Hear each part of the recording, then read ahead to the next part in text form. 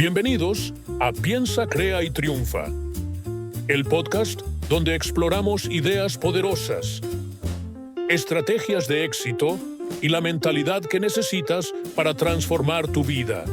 En cada episodio descubrirás herramientas prácticas para crecer, crear y alcanzar tus metas.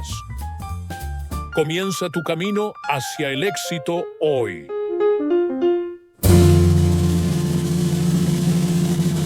Hoy nos vamos a sumergir en algo que nos afecta a todos, ¿verdad?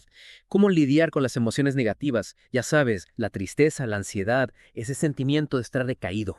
Cosas así. Exacto. Vamos a explorar una forma práctica de superar esos sentimientos, basándonos en las ideas de Shivagam, para que puedas sentirte mejor en tu día a día. Sí, porque a veces esas emociones te pueden amargar el día completamente. Y en esta inmersión vamos a buscar herramientas que de verdad funcionen, para que tú, que nos escuchas, puedas aplicarlas. La idea principal es bastante sencilla. Imagínate una caja de naranjas. Algunas están perfectas, representan las emociones positivas. Pero, ¿qué pasa cuando encuentras algunas naranjas podridas en esa caja? Y bueno, las quitas, ¿no? Para que no estropeen las demás. Exacto. Esa es la clave. En vez de esconder o ignorar las emociones negativas, que esas naranjas podridas, tenemos que identificarlas y sacarlas de nuestra caja emocional. Porque taparlas con otras naranjas buenas no soluciona nada, ¿verdad? No.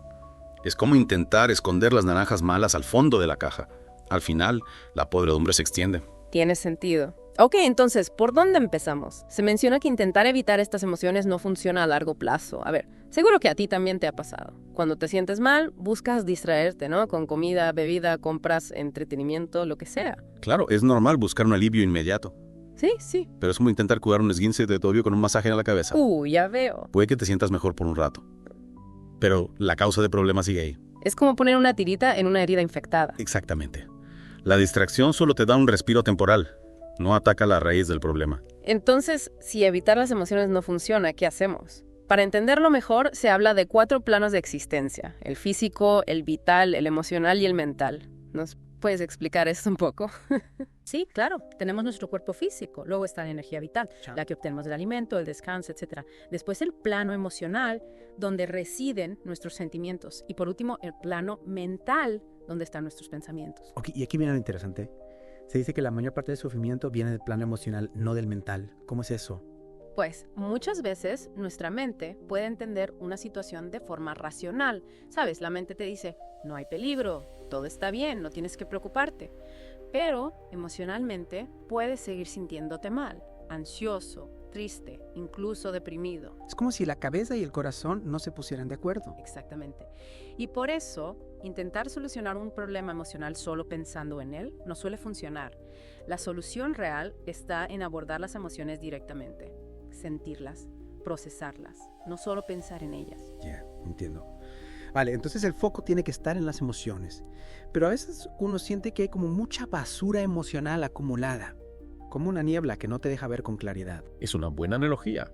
Se nos dice que muchas veces la solución a nuestros problemas está más cerca de lo que pensamos, incluso justo delante de nosotros.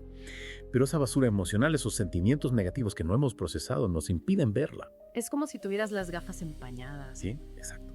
Y se menciona que para la gente que ha experimentado la integración emocional, al limpiar esa basura, el problema a menudo se resuelve o incluso desaparece. ¿Qué es exactamente eso de la integración emocional? Es el proceso de reconocer, sentir y procesar las emociones de forma consciente, en lugar de evitarlas o reprimirlas.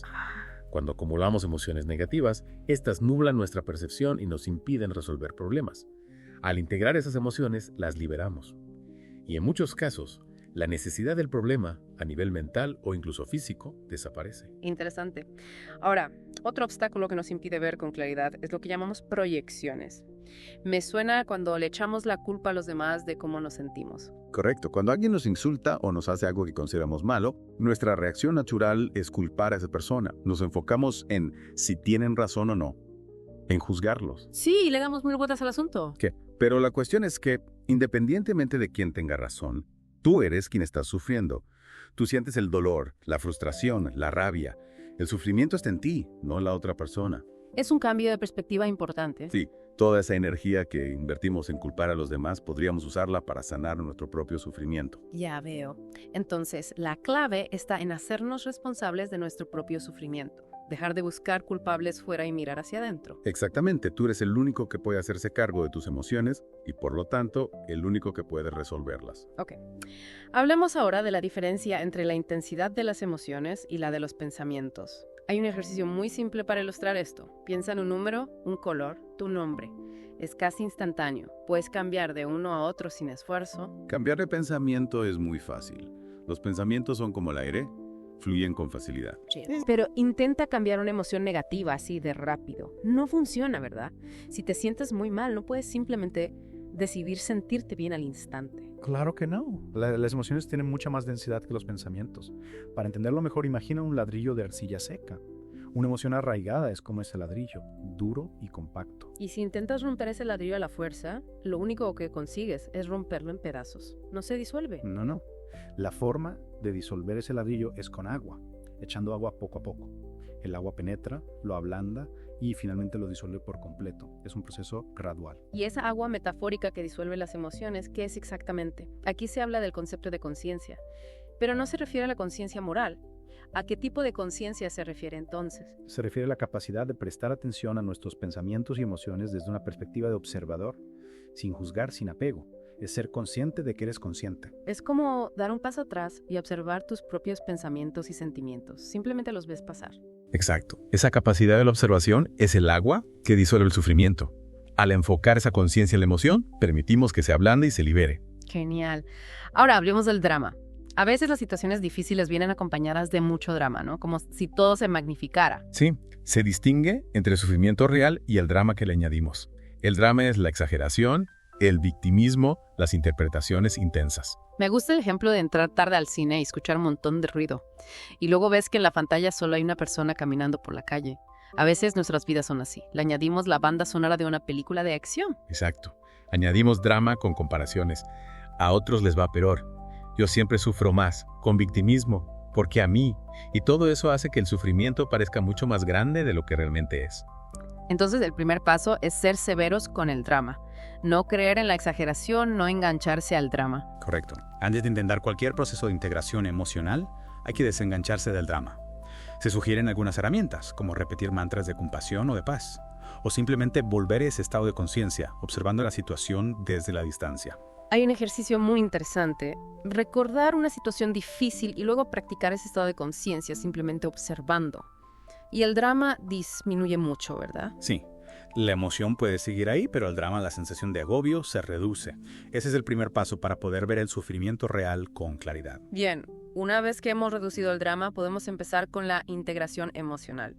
Se habla de niveles y de máscaras que usamos para evitar el dolor. Sí, la integración emocional es un proceso con varias etapas.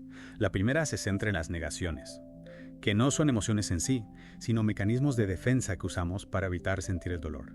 Formas de negar el sufrimiento. Y se identifican 3 negaciones principales: el orgullo, el miedo y la vergüenza. ¿Cómo funcionan estas negaciones? El miedo, en este contexto, es la parálisis ante lo desconocido.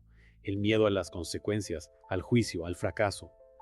Nos paraliza y nos impide afrontar la situación. El orgullo es la necesidad de aparentar fortaleza. Es la creencia de que somos superiores, que nada nos afecta. Es ese a mí no me duele, aunque por dentro estemos sufriendo. Y la vergüenza es el sentimiento de no ser suficientemente buenos, de ser defectuosos. Nos lleva a escondernos, a ocultar nuestros sentimientos. Una persona tímida, por ejemplo, a menudo experimenta vergüenza. Y se dice que a veces de quien más nos escondemos es de nosotros mismos, de nuestras inseguridades. La vergüenza nos impide ser auténticos. Es muy interesante lo de la vergüenza relacionado con el cuerpo. Es incomodidad con la propia imagen. A menudo es una vergüenza más profunda. Y nos impide vivir plenamente. Exacto. Estas 3 negaciones, miedo, orgullo y vergüenza, actúan como escudos. Nos protegen del dolor, pero también nos aíslan de la posibilidad de sanar. Entonces, el siguiente paso es identificar cuál de estas negaciones estamos sintiendo en una situación difícil. Hay un ejercicio. Traer esa situación a la mente y repetir las palabras miedo, vergüenza, orgullo, para ver con cuál resonamos más. Una vez que hemos identificado la negación, el siguiente paso es enfocar nuestra conciencia en esa sensación. Simplemente la observamos, la acompañamos con la respiración, sin juzgarla, solo la sentimos. Es como regar el ladrillo, ¿no? Para que se ablande. Sí. Y una vez que hemos observado las negaciones, la siguiente pregunta es, ¿qué hay debajo? Ahí es donde encontramos las emociones subyacentes. Y se identifican 3 emociones principales: el rechazo, el abandono y la culpa. ¿Cómo se manifiestan? El rechazo es la sensación de ser excluido, de no ser aceptado. El abandono es el sentimiento de soledad, de vacío, de echar de menos a alguien.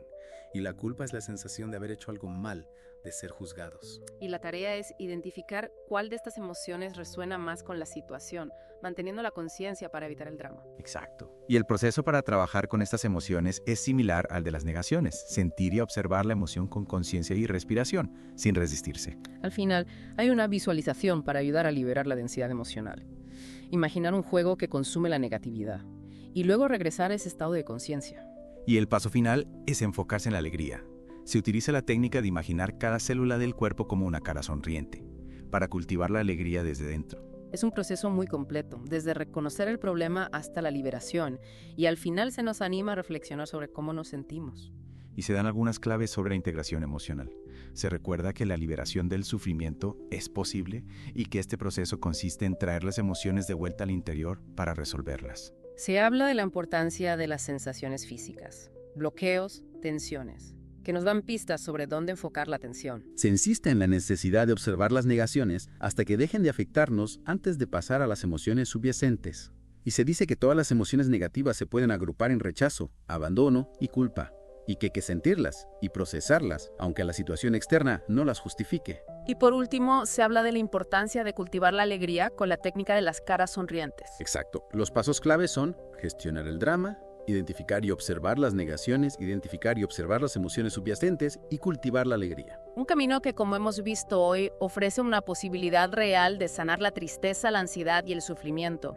Anímate a poner en práctica estas técnicas cuando te sientas mal. Gracias por acompañarnos en esta inmersión profunda en Piensa, Crea y Triunfa. Si quieres profundizar en este tema, te invitamos a consultar el enlace que encontrarás en Amazon para el libro relacionado. Exacto. Esperamos que esta inmersión te haya dado herramientas valiosas para tu bienestar emocional. Hasta la próxima en Piensa, Crea y Triunfa.